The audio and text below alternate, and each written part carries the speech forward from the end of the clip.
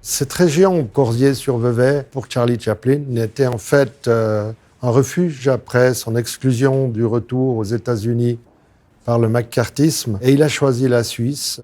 La région lui a plu et il s'est installé ici au manoir de Ban en début de l'année 53.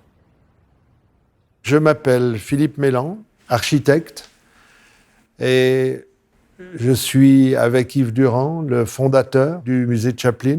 Je suis Yves Durand, co-développeur avec Philippe Mélan de ce fantastique projet. Comme enfant de la région, j'ai eu la possibilité de rencontrer à quelques reprises M. Chaplin. Quant à penser un jour faire un musée de Charlie Chaplin, ça ne m'a jamais traversé l'esprit.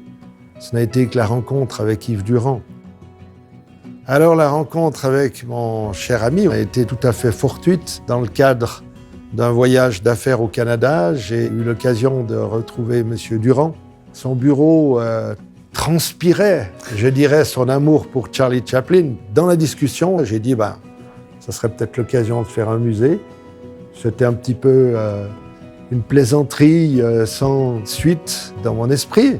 Une fois que Philippe Mélan m'a sensibilisé avec un sourire en coin à cette idée qu'un musée pourrait être fait, peut-être, sur Charlie Chaplin, ce qui était une proposition sourire en coin a été perçu dans mon petit bout de cervelet qui me restait à l'époque comme étant une idée très sérieuse et très intéressante.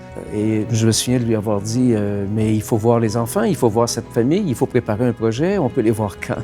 Et là, on a entamé ce dialogue et après avoir vu cette famille, on a commencé à réfléchir à un concept.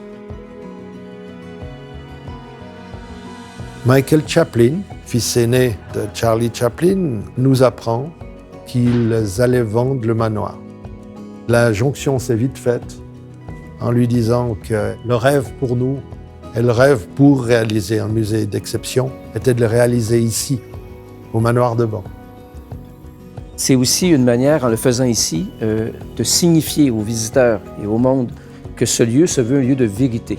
La dimension de l'authenticité, du parcours, des thématiques, du partage des archives, des objets, de ce qui a constitué l'univers quotidien de Charlie Chaplin, que ce soit comme individu ou comme cinéaste, elle est extrêmement importante dans la thématique de ce projet. Nous voulons un lieu authentique, nous voulons un lieu où les gens vont véritablement avoir le sentiment de découvrir l'intimité, la vie et l'œuvre de ce personnage, mais avec toute la vérité que nous donne la possibilité de ce lieu qui est unique, de ces archives qui sont mises à la disposition du musée par la famille et d'une œuvre que les gens vont revivre et redécouvrir, non seulement dans les décors du manoir, qui est là où il a vécu, mais aussi dans les décors de ce studio qui représente et qui évoque les décors de ses plus grands chefs-d'œuvre.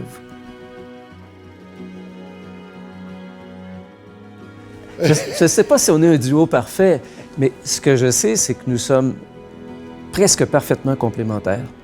Philippe connaît l'architecture, Philippe connaît le développement de projet, le management de projet. Philippe connaît parfaitement bien ce pays. C'est Yves qui m'a transmis la passion de Charlie Chaplin. Yves a une telle connaissance de l'œuvre de Charlie Chaplin. La plupart des enfants disent la personne qui connaît le mieux notre père et son œuvre, c'est Yves Durand. Mieux que nous. Sa passion, sa connaissance historique a apporté une valeur au projet extraordinaire et m'a convaincu que cette œuvre était exceptionnelle et qu'elle méritait d'avoir un musée plus grand qu'on avait même imaginé au début. Et c'était une expérience extraordinaire. J'ai aussi appris qu'avec le temps, certains projets se bonifient. Je pense qu'on peut dire honnêtement, Philippe, que ça a été long. Près de 16 ans. Je crois que ce projet, il a grandi avec le temps. Il s'est bonifié au rythme et à la confrontation des difficultés, des oppositions qu'on a reçues. Puis on a aujourd'hui un projet bien supérieur en qualité, en dimension, que ce que nous avions en 2002, 2003. Et ce pays nous a forcés à être meilleurs. Je dirais que c'est quelque chose que j'ai appris ici et qui va probablement contribuer à forger mon caractère et à faire de moi un Nord-Américain différent de ce qu'il a été auparavant.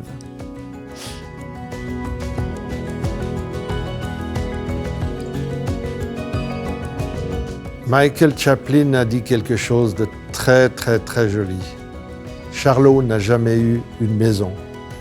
On peut dire aujourd'hui qu'avec ce musée, Charlot a sa maison.